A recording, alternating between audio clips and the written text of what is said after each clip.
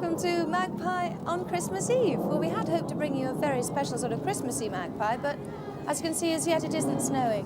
But we have got lots and lots of carolers all around our giant Christmas tree. We've got some lovely hot chestnuts, we've got some balloons, which we're going to be letting off later on. All sorts of things, more carols, more fun. We hope you're going to enjoy it. But Mick also has been seeing what other people have been doing round about Christmas time, and to me it seems fascinating.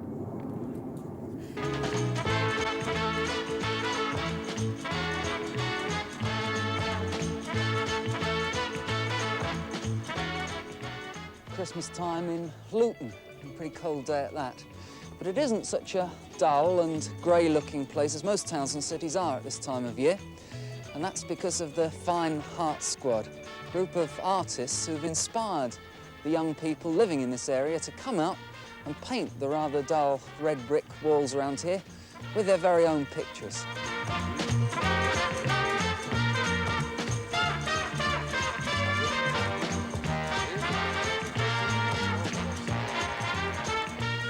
Here they are, members of the Fine Heart Squad in action. Peter, I'm going to stop you for a second, because I think we ought to explain how you get into wall painting. Assuming that you've got permission to paint some walls, what do you have to do first? We'll get to know the people.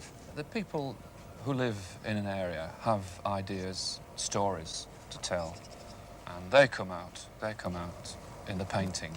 The poetry comes out in the painting. There's a nice wall just all the way along there. It's a great wall. Yeah. What are we going to do today? Well, I hope we'll bring Christmas to the street. We'll paint some parties in the houses, maybe a Christmas tree, whatever children want to paint in those houses, and I hope you'll join in as I'd well. like to join in, yeah. Bit of green.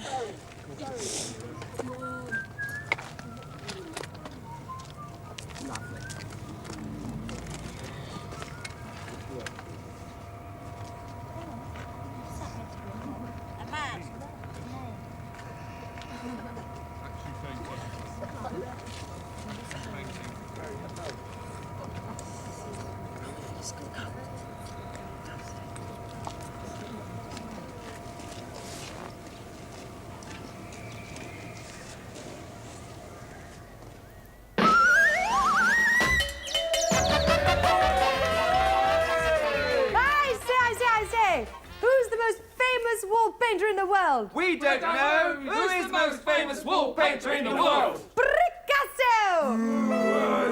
Rubbish. Oh, try another one then. Knock, knock. Who's there? Wall. Wallo. Follow, do you think? I don't know what you're up to, but those jokes are terrible anyway. You've got a really nasty wallway on your face. Ah! Ah! What's a wallway? About 7 tons. Actually, why are you dressed up like that? Oh, I think that's very funny. Well, all right, I'll tell you, just 'cause you're my friend.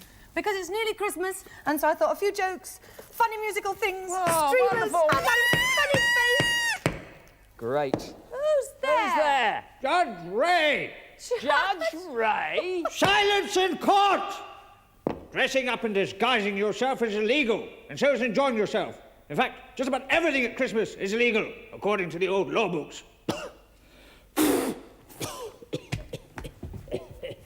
According to Henry VIII, 1511, no person shall appear abroad with their face covered or in disguised apparel, under pain of 3 months' imprisonment. The king doesn't want any vagabonds dressing up as actors, despite the fact that he enjoys acting himself. If he wants to make a fool of himself, that's his business. Never mind, Jenny. We can always play a game of footy. Right. Whoops. Not so fast, you two. Listen to this. The playing of all games is illegal under the Unlawful Games Act of 1541. Bet that was miserable old Henry VIII Miserable old Henry again. Yeah. Good King Henry, if you don't mind. He did want people to enjoy archery, practice archery. The archery was terrible. Well, apart from archery, what else can we do? Well, according to Charles I, who brought out an amendment, he said that you could partake of leaping. We wish you a Merry Christmas. We wish you a Merry Christmas. No singing. Singing is illegal too, according to the Act of 2nd September 1642. It's a bit strong, isn't it, when people won't let you have a good time at Christmas? Now, we thought we'd show you a few Christmas tricks that you can play on Christmas afternoon after the lunch there. And to do that, really, you ought to have a bit of candlelight, because if you put the lights off and have candles, then you get a nice mysterious atmosphere. So I'll light that one. And then, well, this is the first one that I'll show you. Take a matchbox, and Jenny, I'll need your help for this, if I may, please. Take a matchbox and you shake it in front of them. Very and you good. say, now, is that matchbox full or is it empty? It's full. I heard them rattle. You're wrong! It's empty. I'll just prove it to you. Believe it. An empty matchbox, you see. How do you do that? The trick is that I have another matchbox that is full, hidden up my sleeve. You see, and that one makes the noise. I'll show you one. I can command a matchbox to do what I want. Oh, really? You're impressed? Yes. We might be. I will Now, be. I want it to land face up with the name up, right? Okay. I command you to land name up. How about that? It worked. That's To prove it's not a fantastic. fluke, I command you to land with a face up. That's incredible. This is going to stop people going to sleep, isn't it, on That's Christmas true. Day? That's true. Fantastic. The thing is, I feel out to show you how it's done. Oh, yes. Don't you think? Yes, Well, you must actually, underneath here is a coin to weight it I down. thought it really was magic. I say. Have you heard the joke about the empty matchbox? No, No. tell us the joke about the empty matchbox. There's nothing in it. Sorry about that. That's all right. Listen, I've got a good trick here. Lots of balloons. Choose any one. Choose a pin. And I bet you can't put the pin into the balloon without bursting it. OK, no. come on, the blues. We'll try a blue one. Now, this, I probably will be able to do this. Oh! Oh. Right, Jenny, you choose another balloon. Same pin. Same I blew pin. it. Oh, dear. White one. What about that judge? Ready? Terrible. I don't, Right, it can't be same done. pin. It can't be pin. done, actually. This is a pin. It Yes, is a this is pin. a This is sharp. That is a balloon. Don't stand Right, too watch close, this. mate. Look at that. Did he? Look at that. Pin in the balloon.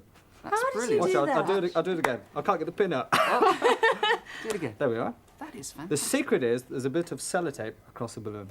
That's amazing. I shall amaze you even. Sorry about There that. we go. Amaze you even further, right? This is where I put my mind into your mind, which isn't actually a That must be gift. difficult. Yes, I'm She needs sorry some about brains. that. She needs some brains. Now, it's called telepathy. What I will do, Telepathy. What's it's something like a telephone. What I will do is write on this piece of paper Yeah. a word. Yeah. I will then put this word into your minds. All right, now concentrate very, very deep. Put your hand on your forehead. Right? I see the ships. Now, think very, very deeply and count from 1 to 10. Deeply. And then see if you've got the word that's from my mind into yours. I'll leave you to it. Deeply. 1, 2, 3, 4, 6, 8, 7, 9. 12. Right. Have you got the word? Nope. You got it? No. Let's have a look. What a swizz. What a swizz. Rubbish. Hey, Never mind. Here comes the judge. Here come the judge. Again.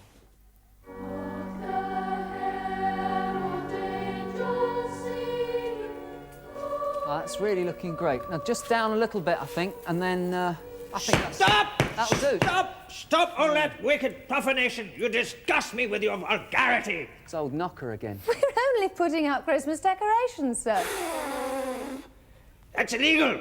According to Oliver Cromwell, he banned them on the 26th of August, 1643. All monuments of superstition or idolatry shall be removed, taken away, and utterly demolished. Oh, dear. Well, never mind. Look, I've made some mince pies for you. Ah, mince Mince pies! This is treason! According to the Act of 15 February 1643. Oliver Cromwell, I suppose. Yes, sir, Oliver Cromwell. All wicked profanations of the Lord's Day by the excess in eating and drinking shall cease and be forborne. You know, old Oliver Cromwell must have really hated Christmas. Yes. Hated it, sir! He hated it! Of course he hated it. The 3rd of June 1647, Oliver Cromwell said, the feast of the Nativity of Christ should no longer be observed. Do you know something, Jenny? In short, sir, Christmas is illegal. Oh. Do you know something, Jenny? This is driving me up the wall.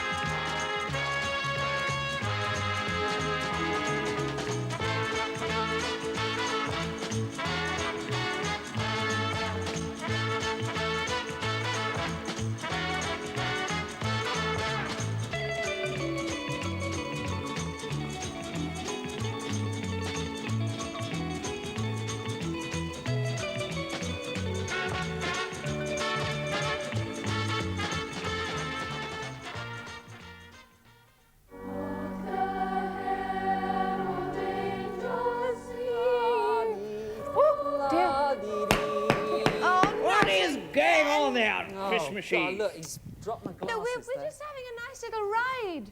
You're deporting yourself abroad, in fact. A violation of the Act, according to my law books. Oh, good grief, another bat. This is a violation of the Act of 1625, which states quite clearly here, there shall be no meetings, assemblings, or concourse of people out of their own parish for any sport or pastimes whatsoever. Which means you cannot go and visit your friends. But look, we're going to visit them because we're giving out some Christmas presents to our friends. That is illegal as well, under the Better Prevention of Corruption Act 1906, which states here quite clearly in black and dust, any person who gives or agrees to give or accepts any gift is an offender. Wow. Now, wait a minute. What a shame. Do you mean anybody who accepts a gift is an offender? What a Anyone. shame. Anyone. Oh, poor Dougal, because we actually had some very nice presents for you. What a shame. Well, what sort of presents, my dear? He's interested. What a shame. Because we had this large, mature haggis. And we had this And? book, and it was called 100 Ways to Save Money. And we had this record, this album, it was called Kenneth McKellar's Greatest Hits. What a shame. Hold on a sec. That's considerable difference, we see, because all these laws have been repealed. They're very old and no longer in use. So the presents would come in rather handy. It's rather strange, that. Tell you what, actually, those people who made up those old laws must have been pretty miserable, I reckon. Yeah, so do I. Is there a law against... Tell me this. Is there a law against painting walls? Tell me this. Painting walls at Christmas time. No, there's no laws against painting walls at Christmas time. Come on, you're fucking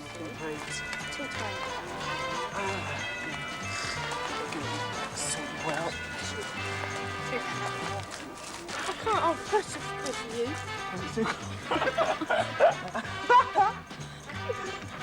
Oh, Beverly. Beverly, do you like doing this? It's all right. Look, I've got some on my trousers.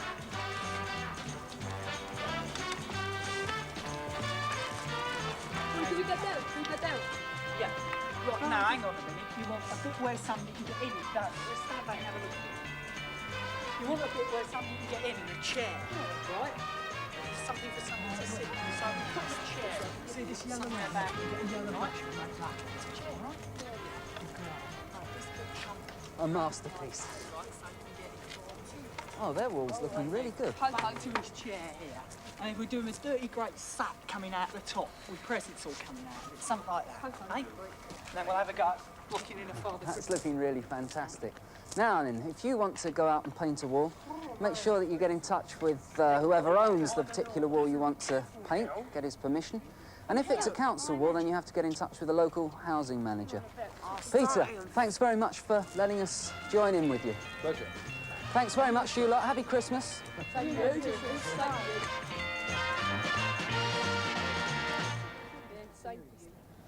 The holly and the ivy, when they are both full grown, of all the trees that are in the wood, the holly bears the crown.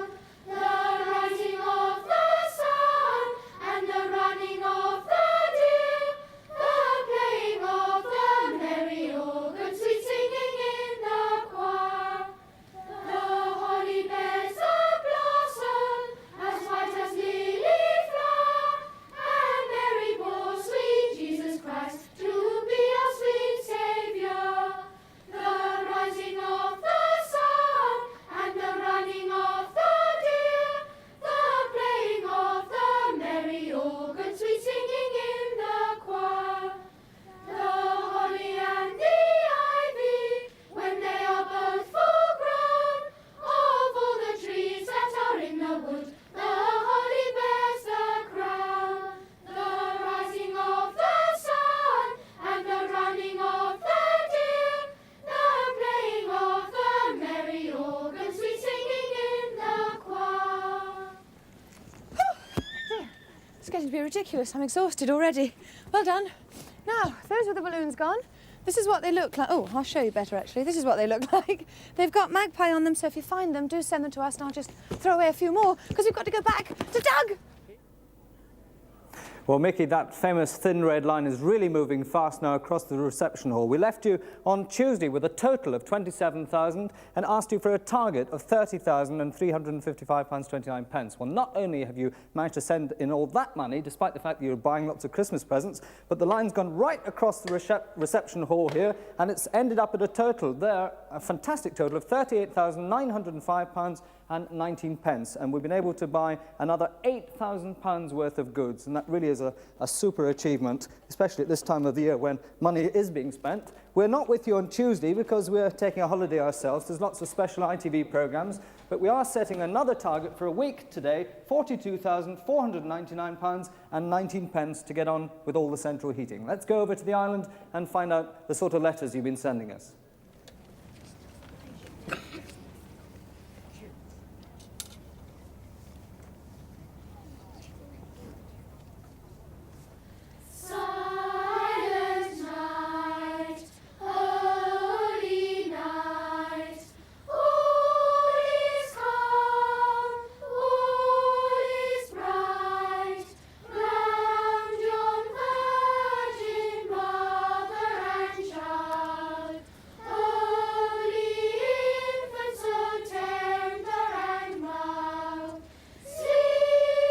While the lovely carol's going on in the background, I'll just remind you that the Magpie Appeal address is Magpie Appeal, Thames Television, Teddington Lock in Middlesex.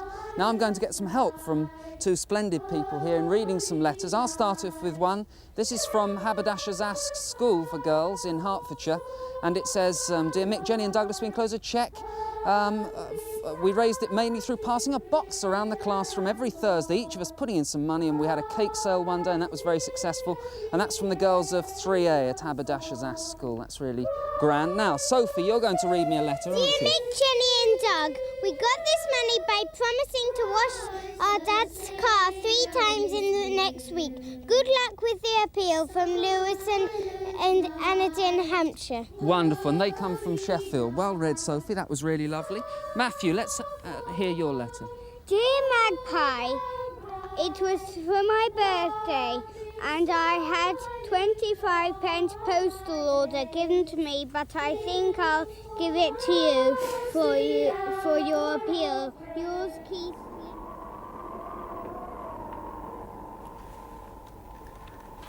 'Twas the night before Christmas, when all through the house not a creature was stirring, not even a mouse. The stockings were hung by the chimney with care, in hopes that St. Nicholas soon would be there. The children were nestled all snug in their beds, while visions of sugar plums danced in their heads. And Mamma in her kerchief and me in my cap had just settled down for a long winter's nap. When out on the lawn there arose such a clatter, I sprang to my bed to see what was the matter. Away to the window I flew like a flash, tore open the shutters and threw up the sash. The moon on the breast of the new-fallen snow gave the lustre of midday to objects below. When what to my wandering eyes should appear but a miniature sleigh and 8 tiny reindeer. With a little old driver so lively and quick, I knew in a moment it must be St. Nick. More rapid than eagles his coursers they came, and he whistled and shouted and called them by name. Now Dasher, now Dancer, now Prancer and Vixen, on Comet, on Cupid, on Donner and Blitzen, to the top of the porch, to the top of the wall. Now dash away, dash away, dash away all. As dry leaves that before the wild hurricane fly, when they meet with an obstacle, mount to the sky. So up to the housetop the coursers they flew, with a sleigh full of toys, and St. Nicholas too. And then, in a twinkling, I heard on the roof the prancing and pawing of each little hoof. As I drew in my head and was turning around, down the chimney St. Nicholas came with a bound. He was dressed all in fur from his head to his foot, and his clothes were all tarnished with ashes and soot. A bundle of toys he had flung on his back, and he looked like a peddler just opening his pack. His eyes, how they twinkled, his dimples, how merry. His cheeks were like roses, his nose like a cherry. His droll little mouth was drawn up like a bow, and the beard on his chin was as white as the snow. The stump of a pipe he held tight in his teeth, and the smoke it encircled his head like a wreath. He had a broad face and little round belly that shook when he laughed like a bowl full of jelly. He was chubby and plump, a right jolly old elf, and I laughed when I saw him, in spite of myself. A wink of his eye and a twist of his head soon gave me to know I had nothing to dread. He spoke not a word, but went straight to his work and filled all the stockings, then turned with a jerk. And laying his finger aside of his nose and giving a nod, up the chimney he rose. He sprang to his sleigh, to his team gave a whistle, and away they all flew like the down of a thistle. But I heard him exclaim ere he drove out of sight, "Happy Christmas to all, and to all a good night." And it's good night from Father Christmas, and good night and a very happy Christmas from me. And of course, a very Merry Christmas from us here too. And unfortunately, it hasn't snowed yet, though I think we're all cold enough for snow. It's a bit chilly. We'll see you in a week's time on New Year's Eve. Happy Christmas. We'll finish with a carol. I saw 3 ships come sailing in on Christmas Day, on Christmas Day. I saw 3 ships come sailing in on Christmas Day in the morning. And what was in the ships of 3 on Christmas Day, on Christmas Day? And what was in the ships of 3 on Christmas Day in the morning? Our Saviour Christ and His Lady on Christmas Day, on Christmas Day. Our Saviour Christ and His Lady on Christmas Day in the morning. Pray with us, sail those ships of 3 on Christmas Day, on Christmas Day. Pray with